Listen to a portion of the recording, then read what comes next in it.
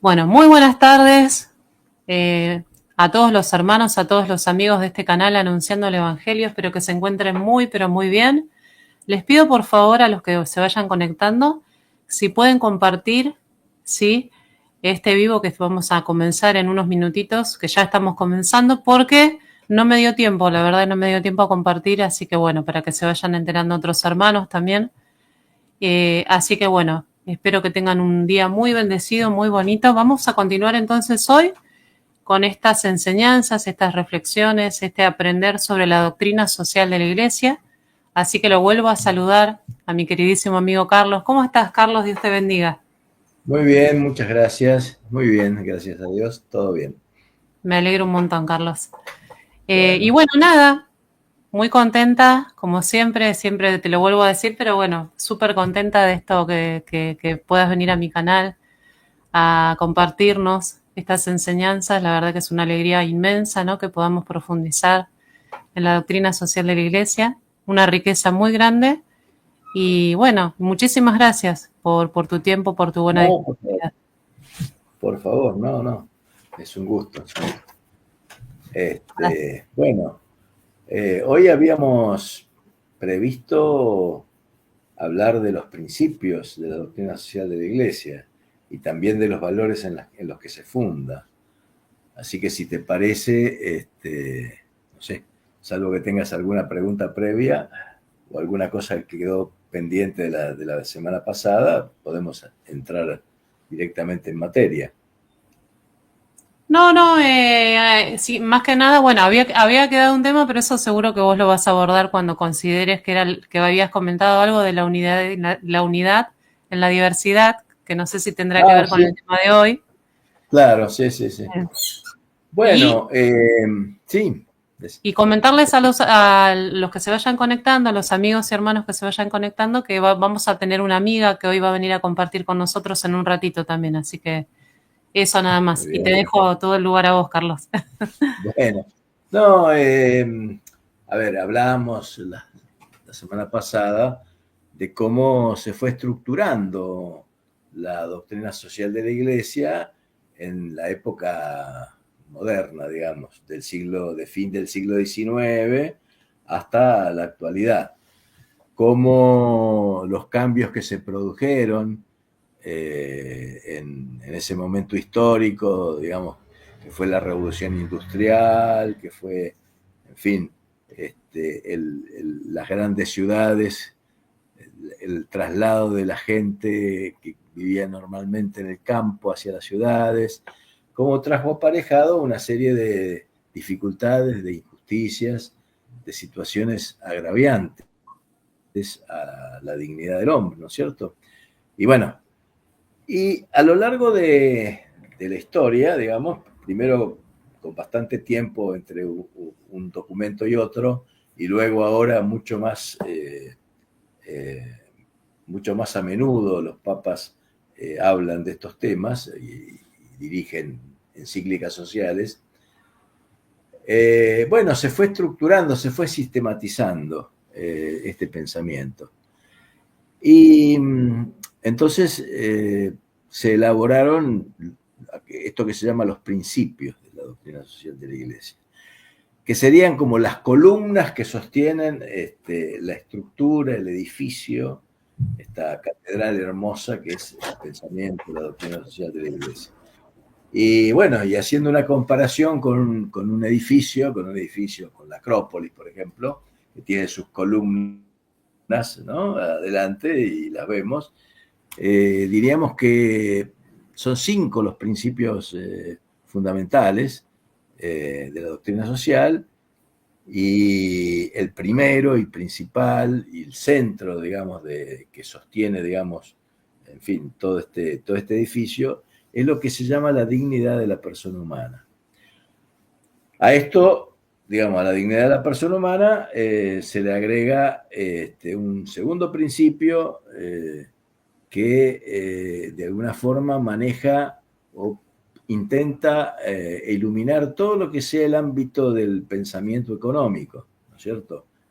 Y esto es el destino universal de los bienes, segundo principio.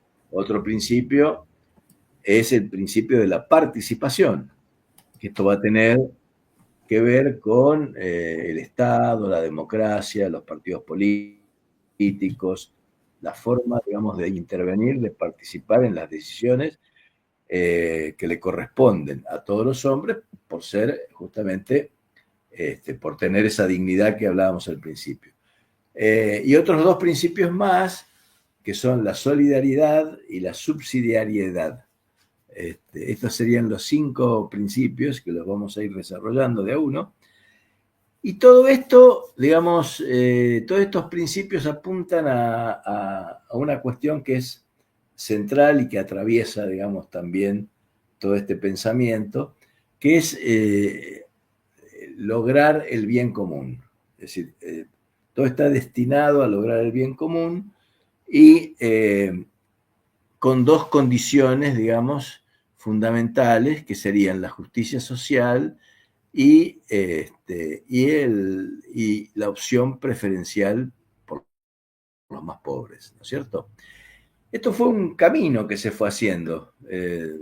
No apareció todo de golpe, digamos, en esta historia de 130 años que tiene esta etapa de la doctrina social de la Iglesia, sino que fueron apareciendo distintos documentos que le fueron agregando, que fueron conformando este sistema, digamos, integrado de principios y valores, y que, digamos, son una guía, son, digamos, criterios que la Iglesia nos propone, tomados de las Sagradas Escrituras, como decíamos, y que iluminan las situaciones concretas que la humanidad ha ido viviendo desde fines del siglo XIX hasta la fecha. Y lo tiene que hacer cada vez con mayor, tal vez, velocidad, porque estamos en un momento, en una situación histórica de grandes cambios. Y si bien toda esta etapa ha sido marcada por cambios permanentes, ya no es bastante evidente que estamos ante un cambio de época. Estamos viviendo una situación casi, te diría, única. Somos testigos de una serie de cosas que han acelerado el proceso histórico, ¿no es cierto? Y a las cuales le vamos a tener que dar una iluminación, vamos a tener que discernir qué cosas son de acuerdo al plan de Dios, son de acuerdo a la puesta en marcha, a esa vocación que tenemos por el reino, ¿no es cierto?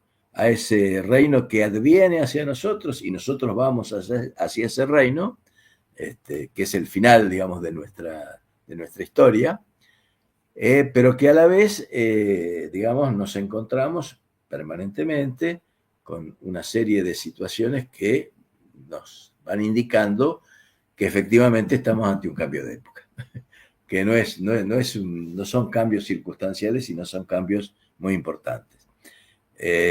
No voy a entrar en el tema, pero estos últimos 2 días hubo dos cuestiones que son realmente impactantes, ¿no? No sé si tuviste tiempo o te enteraste, digamos, porque salieron mucho por las redes. Digo, para ver por qué estamos ante un cambio de época. Por un lado... Dale. Por sí, un te lado, escucho. No, comentalo vos. Bueno, no, digo, hubo una noticia donde, bueno, aparecieron en las redes una serie de escenas, de un video, de una fiesta, de una celebración, parecía que sea algo parecido a la entrega de los Óscar o algo por el estilo, ¿no es cierto? Con mucha gente que andaba bien vestida, en la alfombra roja, 2 periodistas que hablaban al principio y que iban explicando lo que pasaba. Y cuando termina el video dicen, bueno, en realidad esto no ocurrió nunca. Esto no ocurrió. Es decir, no participó ninguna persona, no participó ningún periodista, no participó absolutamente nadie. había sido toda una creación de inteligencia artificial. Uy, Dios, increíble. No, No, no, no, no no, no te sabía, enteras. ¿eh? No sabía esa Ah, noticia, no sí, la tenía. sí, fue Increíble. sí, es así que fue una noticia. Claro, y esto evidentemente genera un impacto importante porque si se puede hacer con tanta perfección una cosa totalmente simulada, falsa, ¿no es cierto? El criterio de realidad empieza a ponerse bastante complicado, ¿no? Porque alguien dirá, yo lo vi, yo lo... Impresionante, ¿no? Porque se pueden crear Claro, noticias falsas por miles, ¿no?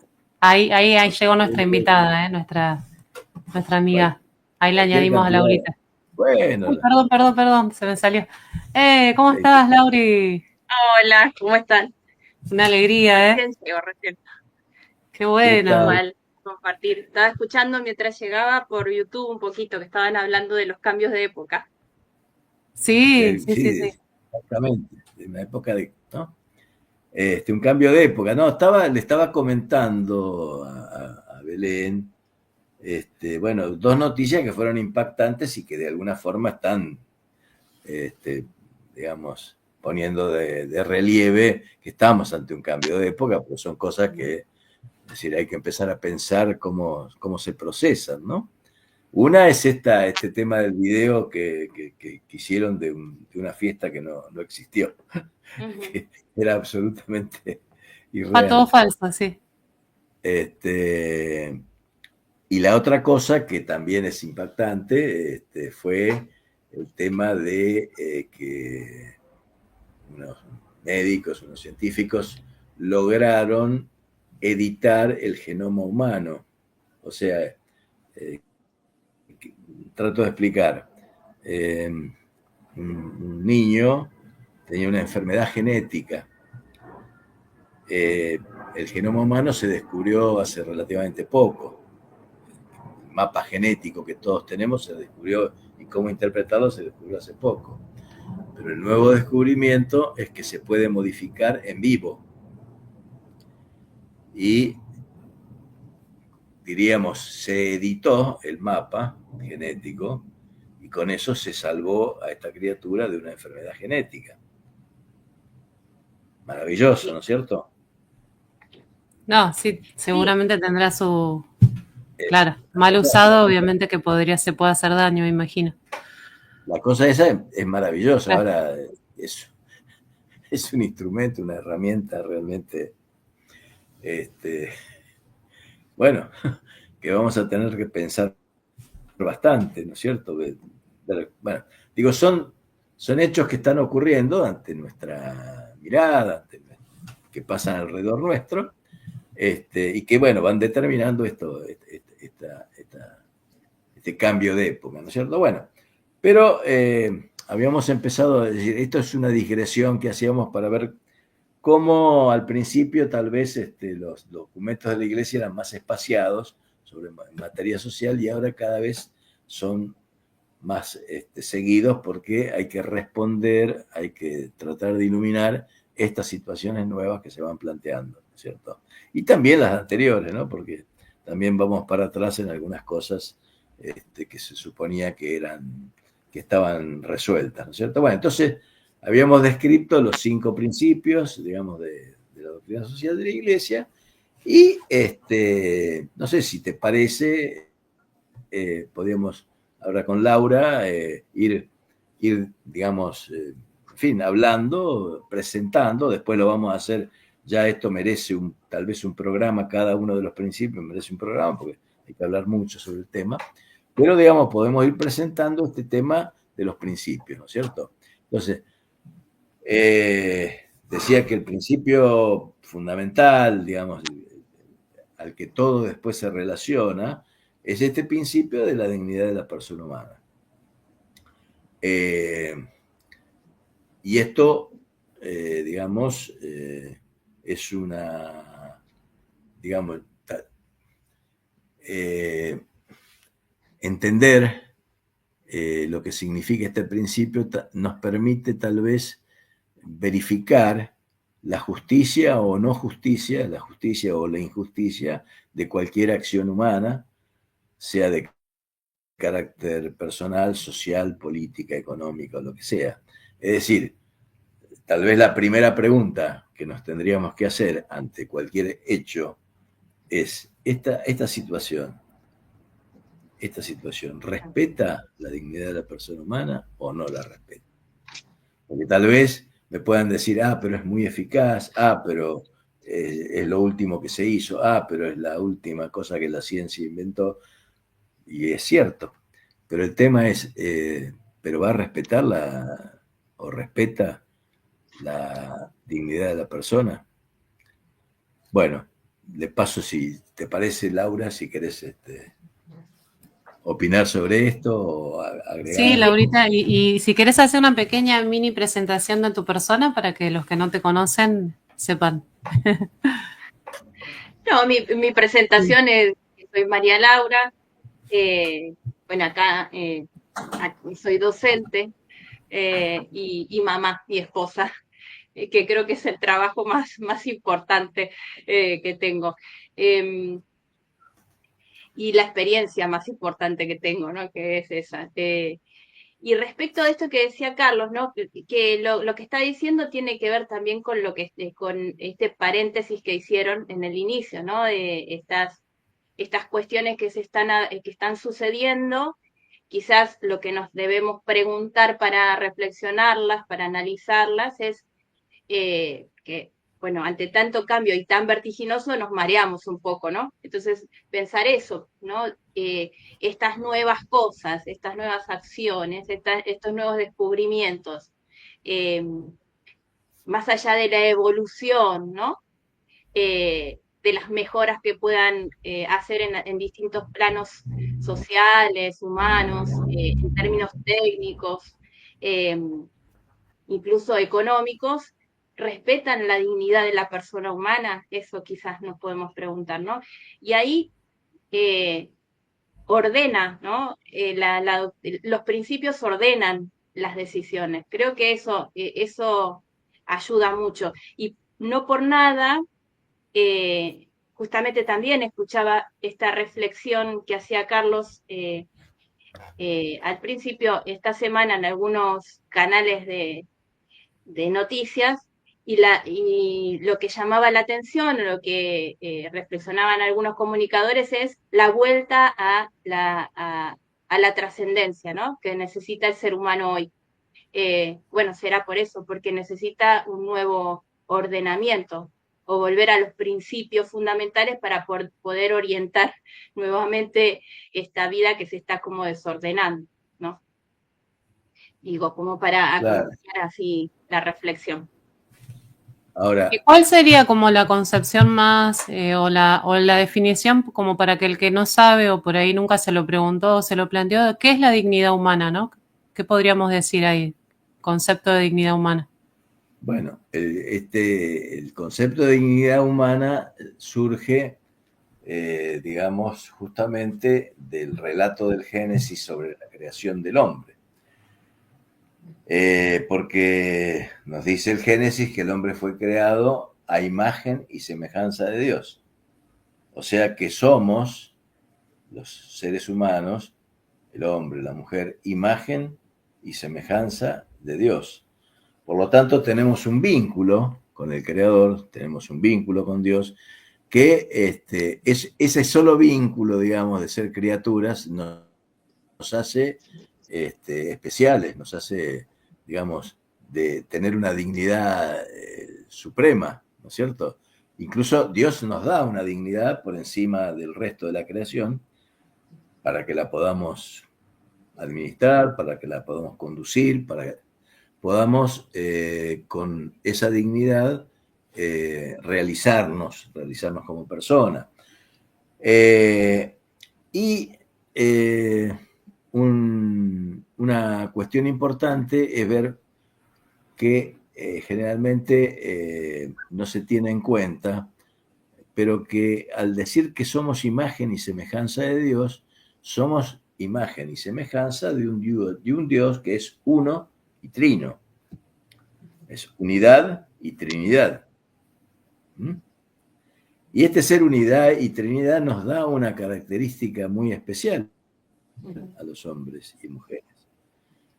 Que somos seres únicos e irrepetibles, por un lado, pero que somos también seres en relación. Somos personas relacionadas que no podemos vivir sin una relación. No podemos, digamos, no existimos. Somos únicos y irrepetibles, por un lado, pero al mismo tiempo somos seres sociales, absolutamente sociales. Si el hombre individual no existe. Es una creación, digamos, una imaginación. Bueno, y esta unidad y esta diversidad que le da al hombre su ser social, luego va a tener una serie de consecuencias en este sistema de pensamiento, de doctrina social de la Iglesia, que las vamos a ir analizando, ¿no? Pero quería destacar una cosa, así como apareció esta noticia de las nuevas cosas que van ocurriendo y que van a requerir que esas cosas las pongamos también a la luz de este tema de la dignidad de la persona humana, también desgraciadamente aparecen cosas terribles como que aparentemente en Chile se ha legislado, se ha dictado una norma, una ley en el Congreso que permitiría la tortura. Es decir, no la impone, pero digamos que la permite. Terrible. Claro. Terrible, Entonces, digo. Claro. Qué notable, ¿no? Qué notable que, bueno, sabemos que ya hay estados en los cuales se permite la tortura, por supuesto, y otros que la practican aunque no se la permita, pero bueno, al menos es un delito, digamos, usar la tortura o los agravios físicos.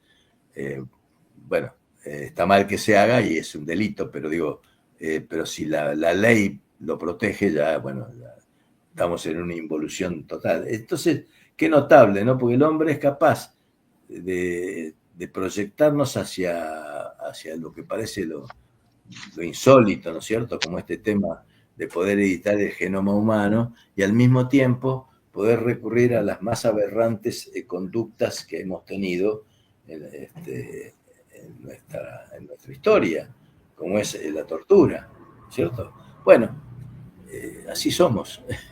Y por eso hace falta, digamos, esta iluminación, ¿no? Esta permanente iluminación y conversión también, verdaderamente, esta conversión personal y social para, digamos, que esto de la dignidad de la persona humana no sea una palabra. Buenísimo, Carlos. ¿Te parece? Laurita, ¿querés comentar algo ahí? No, pensaba justamente sí, que en eso, que no se conviertan en abstracciones que suenan lindo, ¿no? La doctrina social suena linda, pareciera que es una buena teoría o una teoría atractiva, pero luego en la vida, porque interesante esto que dice Carlos cuando habla de conversión, ¿no? El llamado del Evangelio no es una conversión solamente personal, sino también social, o sea, por esta doble cuestión de la imagen y semejanza con Dios, ¿no? De ser unos y trinos, ¿no? Esto de ser un individuo personal, pero en relación. Y a la vez, hoy justamente explicaba esto en una clase de política, la distinción de, esto parecen cosas muy básicas, pero son, en filosofía, los fundamentos son como los cimientos de una casa. Si no están, se cae todo, ¿no? O todo sale torcido, podríamos decir. Y eso ha pasado en la historia con determinadas teorías económicas, políticas, que han puesto los fundamentos sobre cimientos muy malos, ¿sí? O sobre la arena y se diluyen, no se destruyen. Entonces, creo que tener en cuenta estos fundamentos también orienta cómo construimos nuestras relaciones sociales, ¿no? De qué manera se van a elaborar esas relaciones. Entonces, podemos pensar, bueno, ¿cómo es en una sociedad la economía, si respeta la dignidad humana o no? ¿Cómo es una política que respeta la sociedad, la dignidad humana o no? Entonces, todo lo que es relacional se reflexiona a partir de los principios que se usaron. Y reconocer dónde está el error de aquellas teorías, aquellas cuestiones sociales que no están respetando la dignidad humana. Esto del genoma, además, agrego como una digresión más, también es preocupante porque ya no necesita de expertos en medicina. Es otra cuestión que también hay que pensar, ¿no? Cualquiera que pueda manejar bien la inteligencia artificial y sea experto justamente en los prompts o en las órdenes que necesitan esos tipos de programas, podrá hacerlo para lo que sea, ¿no? Estas cuestiones son cuestiones que tendrá que analizar también la bioética luego, ¿no? Y reflexionar. Pero, bueno, qué tipo de sociedad y qué tipo de relaciones tendremos, ¿no? También es para reflexionar. ¿Y por qué? Ayer también es una cuestión filosófica y de teológica, es, bueno, ¿dónde está la verdad en todo esto? Que no es poca cosa pensar hoy, ¿no? No verdad como un dogmatismo cerrado, sino aquello que, que orienta justamente las decisiones humanas y nos permite reconocer lo que está bien y lo que está mal, pero no tampoco como un moralismo, sino que nos permite ponerle, orientar nuestra vida al amor, ¿no? ¿O no? Esto, por eso yo creo que la palabra conversión que usa Carlos es es muy profundo pensar así el Evangelio con su doctrina social también, ¿no? Todo el Evangelio completo. La vez pasada ustedes hablaron justamente de eso, Carlos profundizó en eso. Todo el Evangelio incluye no solo mi conversión personal, sino mi conversión también en esta sociedad, junto. Por eso tampoco nos salvamos solos. Y no lo estoy diciendo como una frase de estas que se pusieron de moda, sino incluso desde la gracia. No me salvo solo, me salvo con otros, ¿no? Agrego esto porque me parece que profundiza la reflexión también teológica, ¿no? De las cuestiones sociales que a veces se dejan, también lo escuché a Carlos decirlo la semana pasada, ¿no? Se dejan como, ¿no? Como en un segundo plano, como si fueran cuestiones que no son tan importantes como la conversión personal, ¿no? Van juntas, ¿no? Van juntas las dos cosas. Yo pienso que hay como una tentación en el cristiano, lo digo por mí, no sé, capaz, no sé cómo lo ven ustedes, pero en el cristiano, en el creyente que bueno, que busca hacer el bien, que busca vivir las bienaventuranzas, ¿no? El evangelio. Lo digo por mí porque es un proceso que yo también tuve que hacer, pero puede que les pase a muchas personas. No tienen en cuenta este concepto que me parece súper importante lo que acaban de decir, que la conversión no es algo individual solamente, es algo social, es en relación con otros. Y eso me parece tan importante que reflexionemos en eso, porque estamos como replegados en una especie de espiritualidad individualista, no sé si lo digo bien, ¿no? Muchas veces, bueno, tengo que trabajar en mi propia conversión y como que siempre estoy como en una postura replegada sobre mí mismo, que no está mal, ¿no? Obviamente que uno tiene que hacer introspección en sus conductas y en las cosas que Dios te pide que vayas cambiando, pero muchas veces me parece que ahí también uno puede caer en esa tentación, ¿no? De creer que, bueno, es la gracia la que me va ayudando, tengo que tener una vida de sacramentos, ¿no? Una vida de oración, y ahí termina todo, pero a ver, nos estamos olvidando de la parte más importante de la relación con el prójimo, ¿no? Y eso me parece, no sé, para mí es súper iluminador eso, que no sé qué piensan ustedes, Carlitos y Laura. Bueno, lo que pasa es que sí es cierto, a veces por ahí se ha insistido más en lo que vos decís, pero esta dimensión social cada vez se hace más necesaria. Es decir, Exacto. porque aparte nos completa, es decir, nos hace más completos, nos hace más íntegramente cristianos, ¿no es cierto? Si falta esto, bueno, falta una cosa esencial, ¿no es cierto? Entonces, esta dimensión social, digamos, esta dimensión relacional, que tiene efectos permanentes, ¿no es cierto? Permanentemente estamos, digamos, tentados es decir, o nos abstraemos o no lo tenemos en cuenta. Bueno, evidentemente yo creo que es un proceso de conversión, como decíamos, que ojalá que... pero me quedó el otro día, Laura me había compartido un video donde justamente todo este tema, se planteaba este tema de la verdad, ¿no es cierto? Y bueno, yo recordé inmediatamente una cosa, que tal vez, la voy a decir como un título nada más, pero que tal vez sea una clave de comprensión de esto nuevo que viene, digamos, de esta cosa que nos pone ante la situación de cuál es la realidad, cuál es la verdad. Y una vez un amigo me dijo, pero Carlos me dijo, la verdad no es un concepto, es un hombre, me dijo. Y yo me quedé, ¿cómo que es un hombre? Dice, sí, es Jesús, me dice. Él es la verdad. Uh-huh. Entonces, claro, pensándolo de esa manera, tal vez nosotros estamos digamos, por obra y gracia del racionalismo, es decir, siempre pensamos la verdad como conceptos, como definiciones, como cosas, ¿no es cierto?, que hemos creado para alcanzar, ¿no?, cierta ciencia, cierto conocimiento. Pero en realidad, la propuesta de Jesús es otra. Dice, yo soy la verdad. Es verdad. Es verdad. Valga la redundancia, ¿no?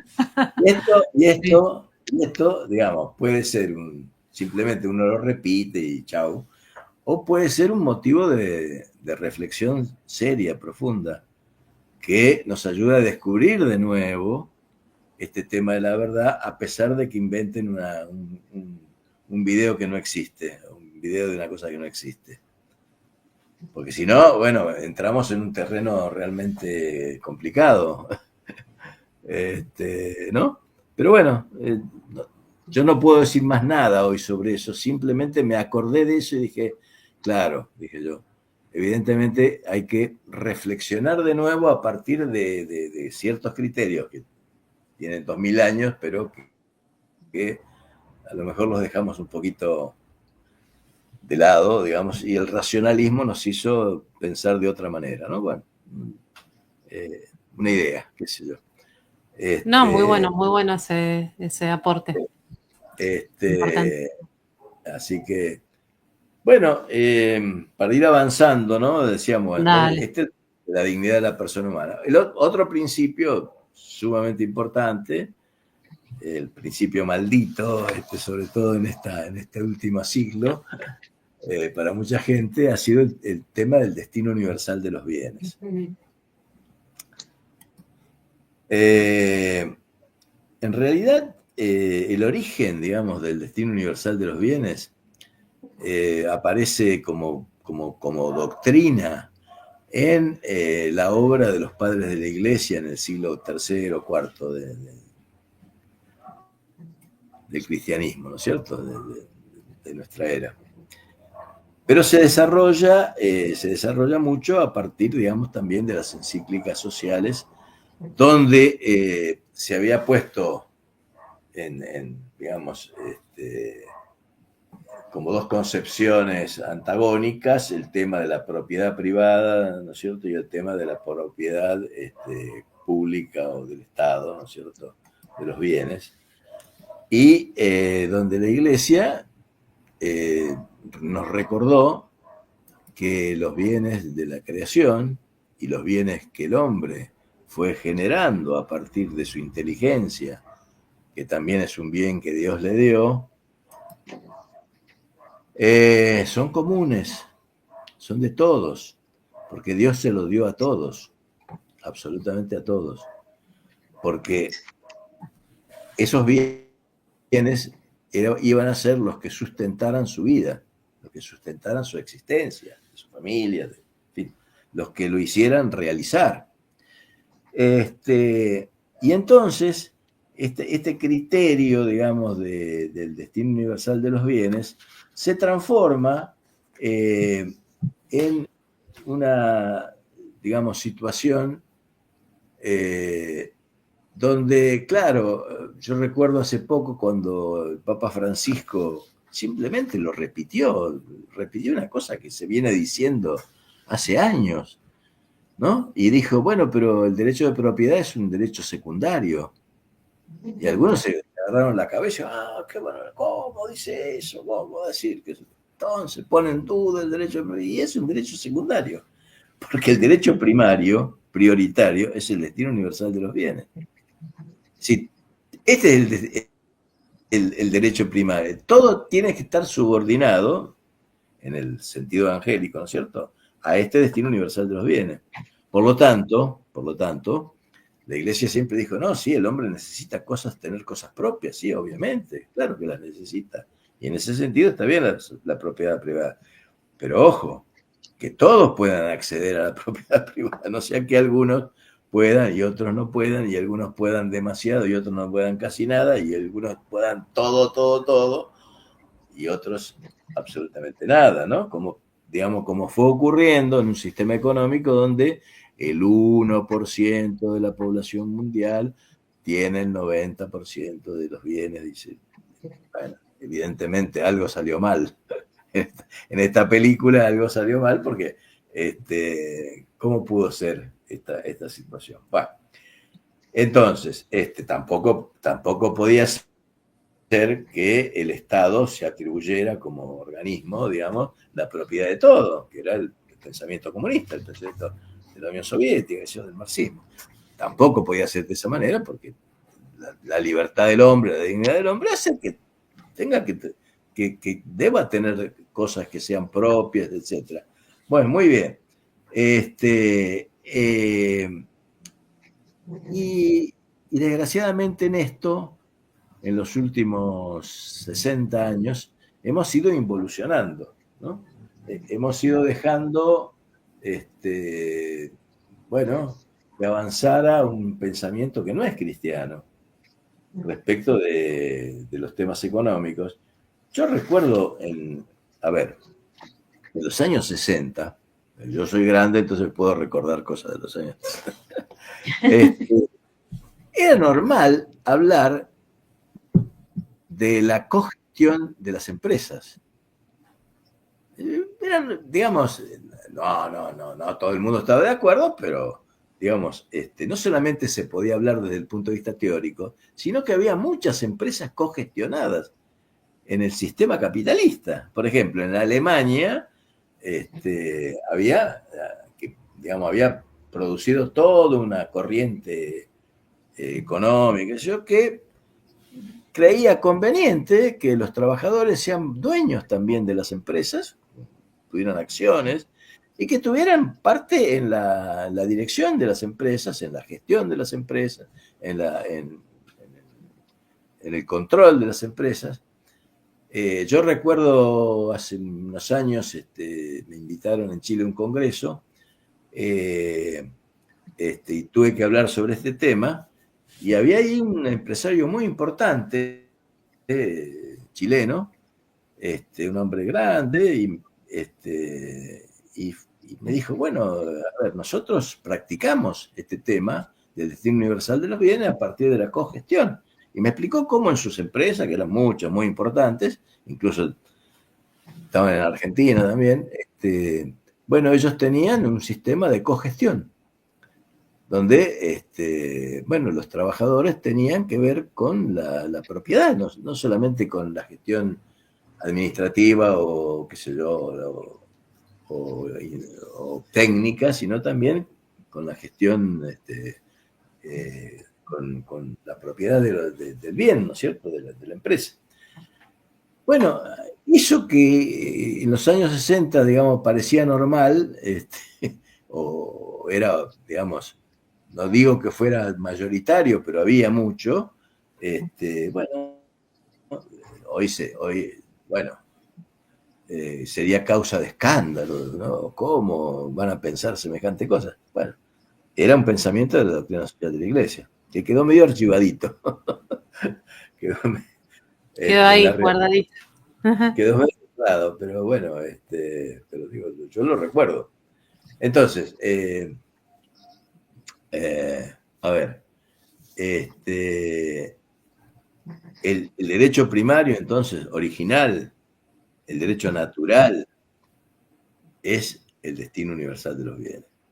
Y todo lo demás deriva. Por lo tanto, siempre se ha hablado desde la Iglesia de que sobre el concepto de propiedad pesa una hipoteca social. ¿Mm? Hay un gravamen, digamos, una hipoteca social que condiciona. ¿Por qué? Porque la propiedad, como cualquier otra cosa, tiene que estar en función del bien común. Los bienes tienen que estar en función del bien común. Entonces,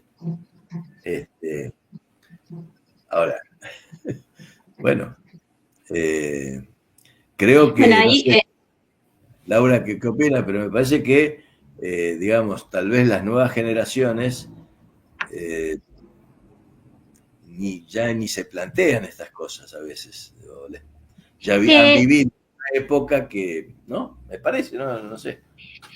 yo a veces me sorprendo con las nuevas generaciones, más que con las viejas, porque eh, no, por ahí no se las plantean, pero cuando se habla de estas cosas, no observo una mayoría que presente resistencia.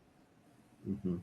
Justamente hoy yo hablé de estas cuestiones en relación con chicos de 16, 17 años, y, y yo tengo la experiencia de que frente a esto son más los adultos los que presentan resistencia que los jóvenes.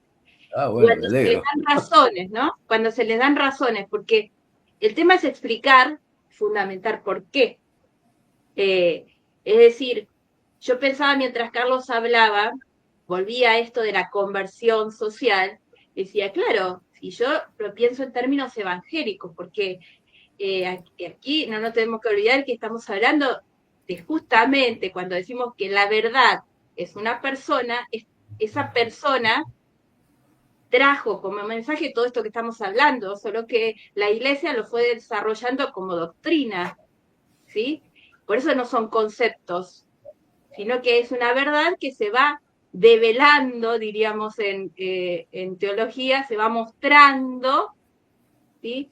Y que la iglesia, por eso se llama magisterio, va enseñando como madre y a través del tiempo, como todas las madres, a veces podemos enseñar mejor, a veces cuesta más, y vamos tratando de enseñarle a nuestros hijos algo que son nuestros valores. Bueno, el valor de la iglesia es el mensaje de Cristo, que está en el Evangelio, cómo lo expresa, cómo lo muestra, cómo lo enseña a través del magisterio. Y el magisterio social es esto. Entonces, aprender a vivir eso como hijos y como hermanos implica esta conversión. Entonces, también reflexionar que si a mis hermanos les está faltando lo que necesitan para vivir, es sencilla la conclusión. Algo está mal, ¿no? Algo está mal. ¿Qué hacemos con nuestros hermanos por amor? Compartimos. Y las madres enseñamos a compartir, porque lo que está en una familia es de todos. Bueno, la iglesia a través de este principio enseña eso. Lo que pasa es que también me acordaba de algo que dijo Belén al principio, ¿no? Esto de que nos cuesta, miramos, lo hablabas en relación a veces a la fe individualista, ¿no? Pero bueno, justamente el ser humano desde el principio de la creación siempre está yéndose, ¿no? Como desviando el camino, porque está en nosotros también esa debilidad de ir hacia el lado contrario, ¿no? Hacia el lado que no va. Y, y quizás lo que nos está pasando y que debemos reflexionar los cristianos es por qué la voz que se escuchó más es justamente la voz de los que defienden los valores contrarios a la fe. Porque siempre yo digo, hay una frase repetida, Carlos me escuchó mucho decir esto, siempre me acuerdo de un profesor que cuando nos enseñaba metafísica y la esencia del mal, decía, el mal no existe, es ausencia de bien.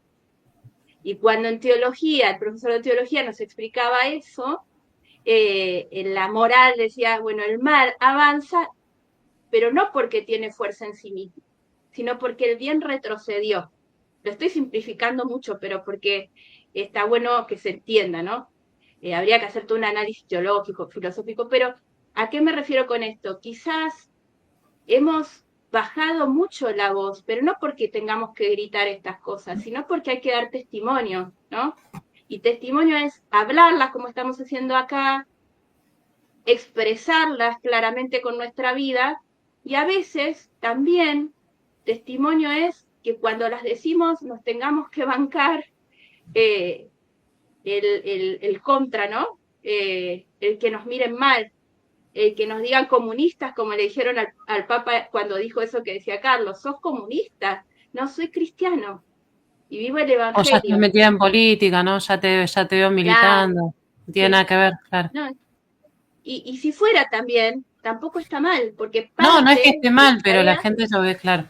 claro, es Ujú. parte como de, podría ser, ¿no? Podría ser que una parte lo dé testimonio dentro de la política, otra parte de testimonio como educador, otra parte de testimonio. El tema es cómo se expresa esta verdad que es Cristo en estas cosas concretas, no como una teoría, ¿no? Jesús fue bueno, nos dio estos mandamientos y entonces, sí, muy bien, la gracia, pero la gracia se nos da para que también la demos, no es para que la tengamos dentro, la da para que tengamos justamente la fuerza para dar. O sea, tiene que salir de nosotros hacia los demás en la relación, a través de estas cosas. ¿Sí? Y creo que esa es la tarea de estos tiempos, de todos los tiempos. Pero quizás este tiempo que describía Carlos al principio sea clave. Y será para algunos un gran susto y para algunos que se quieren meter debajo de las alfombras y decir yo no quiero saber qué va a pasar. Pero a todos Jesús en nuestro tiempo nos llama a dar testimonio. El testimonio es vivir el Evangelio completo, no la parte que me gusta. Todo. Y eso es esto también, ¿no? Los bienes son de todos y el mundo está viviendo, el ser humano en el mundo, cada uno está viviendo grandes injusticias a nuestro costado, ¿no? Hoy alguien dijo, bueno, che, pero estos son derechos, y otro dijo, bueno, con esto de los derechos. Y a mí me provocó mucho enojo esa respuesta, porque, pero después dije, ¿cómo perdiste el sentido de que tenés derecho a vivir bien? ¿No? Despertar primero esa conciencia. Tenemos derecho a vivir bien, a vivir bien, no al consumo excesivo, a vivir bien, a desarrollarnos, Dignamente, ser ¿no? felices, A tener ¿sí? una A vida ser digna, ¿no es felices. cierto? Claro. Y eso implica que los bienes se compartan, que haya una buena distribución, una justa distribución. Y para eso tenemos que entender que son de todos, porque si no, si algunos nos convencen de que no, es muy difícil que yo reclame eso. Si yo estoy convencido que el otro tiene derecho a tener todo y yo nada, es muy complejo eso. Estas son apreciaciones mías, puras reflexiones mías que hago en voz alta. Pero digo, es muy difícil reclamar algo que yo no creo que sea mío. Entonces, por eso es tan importante también este principio y ponerlo claro. Son de todos. Es cierto que tengo derecho a la propiedad privada, pero Dios hizo el mundo para Exacto. todos los hijos, no para algunos. Claro, ahí vuelve la Ujú. pregunta del Papa, ¿no? Bueno, que está en el Antiguo Testamento, ¿no? Lo vemos en el Génesis, ¿no? ¿Dónde está tu hermano, no? Que le Claro. pregunta. ¿Y yo qué tengo que ver con mi hermano? Podríamos responder, o realmente decir, bueno, sí, me quiero poner manos a la obra, ¿no? Por mis hermanos también. Tenemos hay dos posturas que podemos tomar, ¿no? O replegarnos y bueno, yo hago la mía, o emprender el camino de comprometerme con mi hermano también, ¿no? Eso me Claro, parece súper importante. Y ahí y siempre entraríamos en tenemos un, eso. perdón, y ahí entraríamos en Claro, otro principio, en lo que vos decías recién, Belén, que es el principio de la participación. Ah, buenísimo, lo enganchamos justo entonces. Me pareció. Yo Sí, no sí, quise dejar pasar el dale, momento, claro, buenísimo. porque justamente, ¿qué significa participar? Significa, desde un punto de vista, un derecho y de otro punto de vista, un deber. Y es que el destino común que tenemos como seres humanos, como hermanos, porque Francisco incorpora justamente, y tiene que ver con el primer tema, que es el tema de la dignidad de la persona y esta antropología cristiana profunda, ¿no? De qué somos como hombre, incorpora el tema de la fraternidad, le pone mucho acento al tema de la fraternidad. Entonces, si somos todos hermanos, si somos todos herederos, ¿cómo puede ser que unos sean de una tan diferentes unos con otros? Unos tienen que andar, digamos, por la vida como refugiados, como perseguidos, y otros tienen que estar gozando de todo. Bueno, y, y en el tema de la participación, bueno, es justamente vinculado con la dignidad de la persona humana, es decir, los hombres tienen el derecho, pero también el deber de participar en la construcción del destino común, en la decisión del destino común. Y esto va a tener que ver después con la democracia, con la política, qué es verdaderamente participar, ¿no? Porque se han inventado subterfugios para hacer que la participación parezca, pero no sea, ¿no es cierto? Bueno, ya lo vamos a tratar en su momento, ¿no es cierto? Y hay otro tema que tiene totalmente que ver con esto, que aparece tardíamente, pero porque le llamaban de otra manera, de alguna forma. Tardíamente aparece el principio de la solidaridad. mm, Tardíamente digo en mediados del siglo XX, digamos, de Juan XXIII para acá empieza a aparecer más el tema de la solidaridad. Antes, por ejemplo, yo sé que hay personas que dicen, no, no, a mí el tema solidaridad no me gusta, prefiero caridad social, o caridad, sí, algo así como caridad social, creo que le llaman, bueno, o amistad social, bueno, fenómeno. ¿Por qué? Bueno, porque hay ciertos nombres que parecen que están vinculados a determinada ideología, entonces no le gustaba el tema. En realidad, solidaridad es un concepto cristiano también de cuño, digamos, de los primeros siglos también, ¿no es cierto? Pero bueno, ¿y qué es solidaridad en el fondo? Solidaridad es ponernos verdaderamente en el lugar del otro. Es decir, es ser garantes absolutos de mi hermano. Es decir, no decir no sé dónde está, o qué me importa, o qué tengo que ver yo con él. Todo lo contrario, es ponerse en el lugar del hermano, es estar garantizando al hermano en lo que sea, en las buenas y en las malas, ¿no? Es decir, ser su garante. Porque eso es, en definitiva, que se en el derecho, por ejemplo, cuando se habla del deudor solidario, digamos, es el que nos da la garantía, ¿no? El que tiene que pagar si nosotros no pagamos. Bueno, eso es la solidaridad. No es un acto así, bueno, de vez en cuando, bueno, tengo que hacer alguna cosa que, digamos, altruista, ¿no? No, no, es una actitud de vida la solidaridad. Es estar permanentemente vinculado a los demás y siendo garante de los demás, es decir, poniéndonos permanentemente en el lugar de los demás.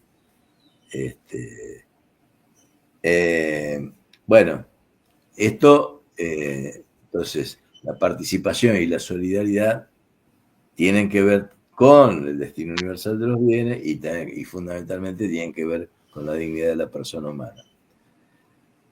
Y digo, por la hora, digamos, para ir cerrando, por lo menos yo,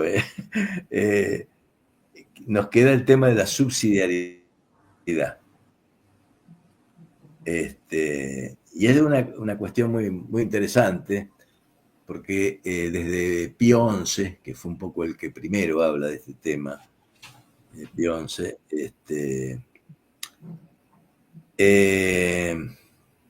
dice, bueno, si los hombres son dignos, son libres, tienen que construir su propio destino, tienen que tener el derecho de relacionarse, de generar instituciones, de generar organizaciones que sean en beneficio de su propia realización.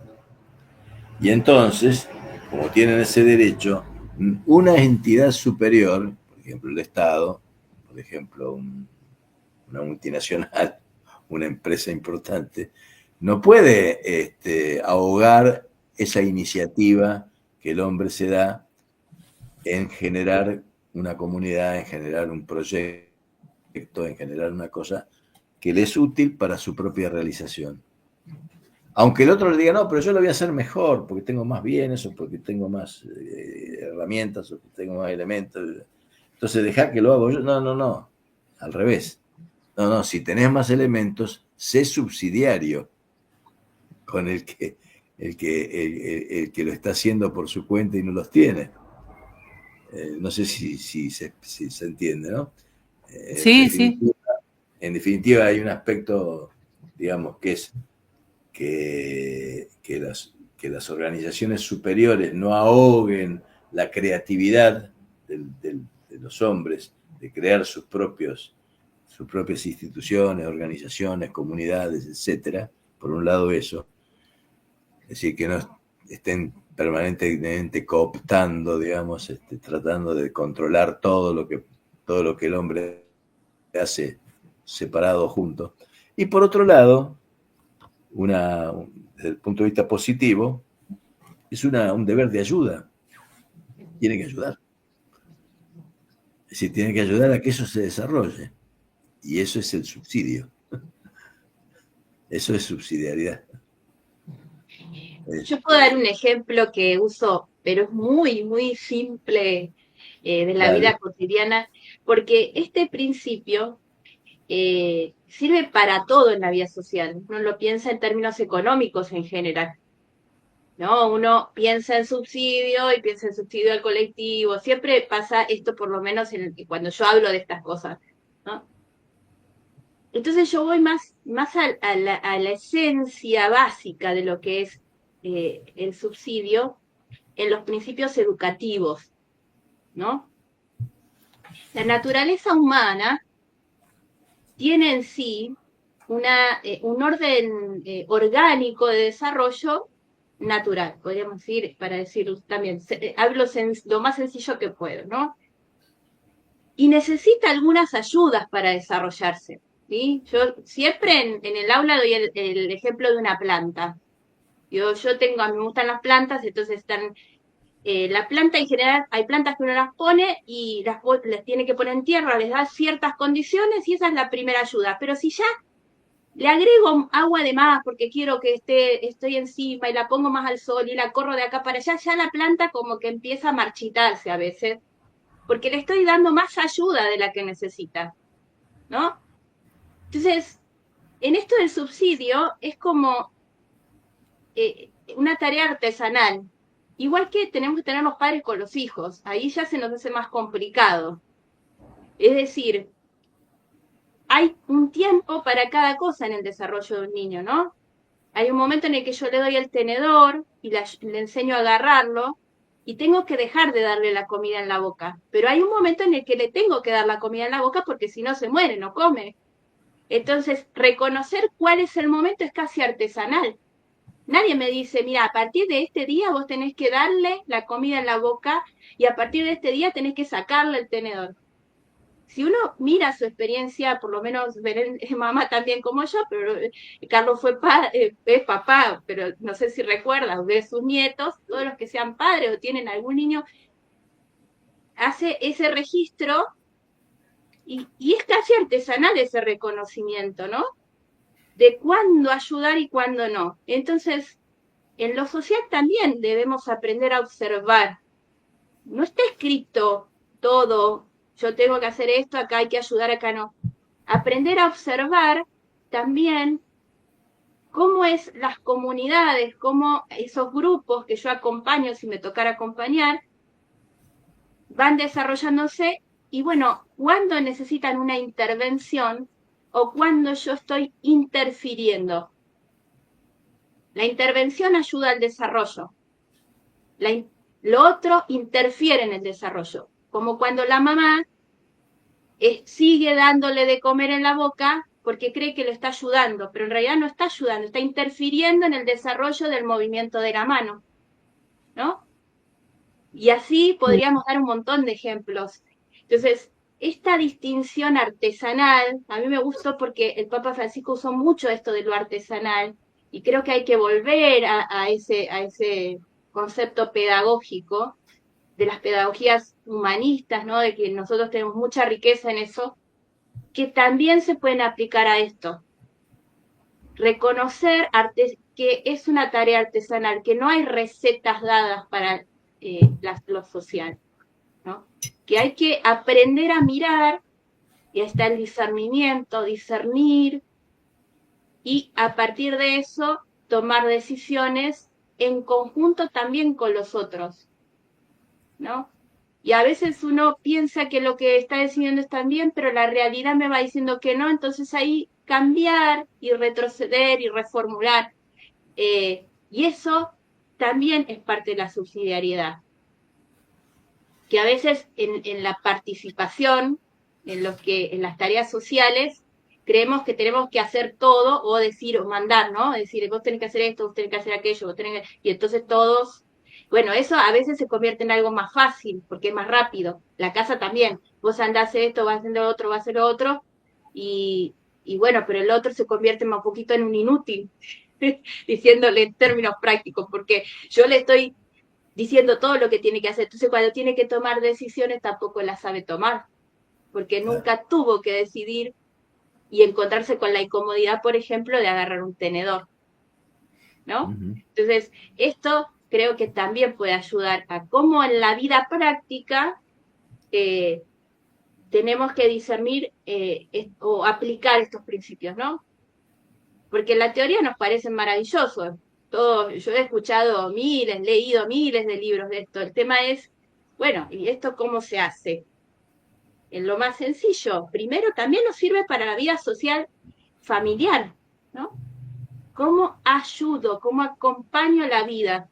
Y en lo social lo mismo, ¿cómo acompaño la vida? Pero ahí también está, con esto termino, prometo, No, tranquila, la tentación bueno. humana del origen, ¿no? Yo lo puedo todo. Entonces, siempre nos sale esto de que yo lo tengo que hacer, o yo quiero ocupar casi el lugar de Dios, entonces conduzco todo. Y en lugar de subsidio estoy reemplazando al otro, ¿no? Con mi lugar. Así que ahí también ven, es todo, la iglesia cuando nos enseña justamente para eso, para convertirnos, para que transformemos la vida. Me acuerdo de San Pablo cuando dice que convertirse es cambiar la mentalidad. Y esto no es cambiar conceptos, es convertir la forma de pensar para transformar la forma de actuar. La forma en que yo entiendo las cosas influye en cómo las hago. Entonces, estudiar estas cosas y comprenderlas, discernirlas, ayuda a transformar la acción. Pero si de verdad lo reflexiono, ahí se produce la conversión. Me parece que eso podía aportar. Sí, yo me acuerdo que había un sacerdote que nos daba clases de teología espiritual, ¿no? Por ahí no está relacionado con lo que me parece precioso lo que acabas de decir, y nos hablaba mucho de esto, ¿no? De que cuando la persona está en camino de conversión, hay algo que se llama la creatividad en el Espíritu Santo, ¿no? Es decir, el amor, cuando uno está situado realmente en el amor que es Cristo, ¿no? Que es Dios, que es una persona, como dijo Carlos antes, el Espíritu Santo mueve tus acciones, ¿no? Mueve tus pensamientos, ¿no? Entonces, es ahí donde nos da el discernimiento preciso. Obviamente que nos vamos a equivocar y todo lo demás que aprendemos, ¿no? Aprendemos de nuestros errores. Pero está buenísimo esto que está diciendo Laura, porque tiene que ver con esta creatividad que te da el Espíritu Santo para saber actuar de una manera que favorezca el crecimiento también del otro, del hermano que tengo al lado, de la comunidad que tengo, donde estoy cerquita, o mi familia o mis hijos, de una manera que no ahogue el crecimiento de esa persona, sino que lo favorezca, ¿no? Como que deje el espacio también, que no quiera yo acaparar todo, porque esa también es la tentación que tenemos como seres humanos, ¿no? De querer ser protagonistas. No, y como que subestimamos al otro, no lo va a poder hacer, no, voy a tener que ir yo. Entonces al final nos sobrecargamos nosotros porque la realidad nos va a terminar dando cuenta de que no somos Dios, esa es la realidad. Y después la otra realidad es que no dejamos crecer al hermano, a la comunidad, al lugar donde yo estoy haciendo un servicio, ¿no? Me parece muy bonito lo que acaba de reflexionar Laura. Ay, no sé si quiere aportar algo, Carlitos, ahí, para cerrar. No, me parece un cierre muy adecuado para este día. Yo ya estoy en el límite de mi tiempo. Dale, Carlos, dale, buenísimo. Muchísimas gracias. No sé si querés decir algo, Lauri, para cerrar ya y nos despedimos de nuestra querida audiencia. Agradecer y bueno, que es una tarea esto, ¿no? Es una tarea. No es que los que estamos hablando sabemos más y por eso lo compartimos, sino quizás porque sabemos menos en términos de experiencia, o por ahí en mi caso, ¿no? Que estas cosas han pasado por la vida y uno las va reflexionando, incluso charlando, así que es lindo compartir el diálogo porque también me ayuda a mí a ir también reflexionando cosas y convirtiéndome en la vida, ¿no? Así que nada, muchas gracias por compartir el espacio. Bueno. Así que bueno, yo les agradezco infinitamente. Vamos a tener la oportunidad de que Lauri va a estar también en algún otro momento, ¿no, Laura? Vamos a contar con vos. Sí, intentaré. Por ahí otro miércoles y bueno, por ahí alguna otra cosa. Y después estuvimos hablando ahí un poco de algún tema ahí que esté interesante que ya le vamos a comentar. Pero bueno, vayan compartiendo estos encuentros que son muy enriquecedores. Así que bueno, muchísimas gracias Lauri y Carlos. Yo me despido acá de la audiencia. No se vayan, así los saludo. Pero bueno, un abrazo enorme para todos. Bendiciones para todos. Muy bien. Gracias. Chao, chao. Ahí está.